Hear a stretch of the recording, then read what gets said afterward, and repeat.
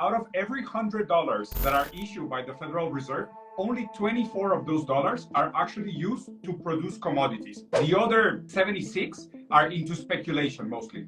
In China, the data is out of every $100 emitted by the central banking system, 97 are used for production. So what's your point of view regarding how to make America productive and competitive again without over-depending on this investment and speculation that is becoming more and more dangerous in the multipolar world that is emerging?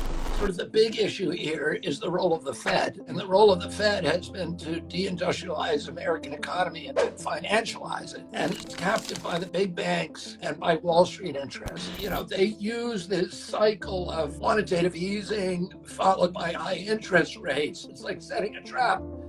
They bait the trap with the quantitative easing, which is, you know, easy money, and everybody runs into the trap, and then they raise the interest rates, everybody goes bankrupt, the equity becomes available, and JP Morgan and BlackRock and State Street purchase the equity. There's been this system for shifting wealth upward, you know, beginning with really most dramatically with the 2008 housing crisis, right? Nobody got punished, nobody went to jail, and the people who got bailed out were the banks rather than the customers. They lost their property, and the banks ended up owning everything. The people who had created the crisis ended up profiting from it. We have now exported our industrial base to China, and there's also a connection between the Fed's ability just to print as much money as it can and the war machine. First of all, you can't make unless you have fiat currency, unless you're printing money. That's how they finance troops and buy arsenals. Yeah, the way that we keep America as the world's reserve currency, the American dollar, is through our military power, 800 bases abroad. Other countries are buying the American dollar as the reserve currency, as the trade currency, as the safe haven currency. They're essentially financing our debt so that we don't experience inflation. If they stop doing that, our inflation is going through the roof and we're dead. Yeah. I'll tell you another problem with this, and we're seeing it now in Ukraine,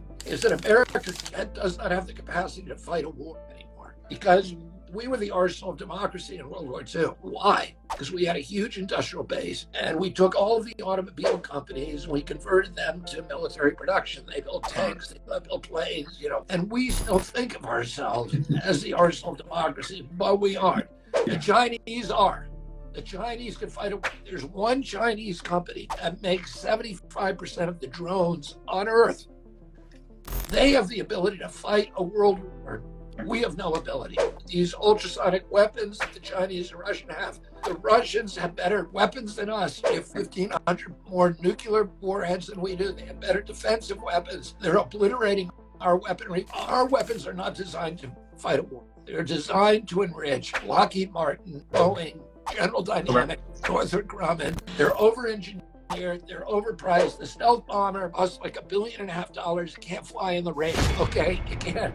And the Chinese and Russian defense systems can shoot it down now. It was useless, but that's the kind of stuff that we're creating, you know, that's very sophisticated engineering. The Russians are much more simple. Their engineering is exquisite. They don't have the capacity for mass production, but the Chinese do. But you put Russian engineering, you marry that to Chinese mass production, and we are going to get obliterated in the war.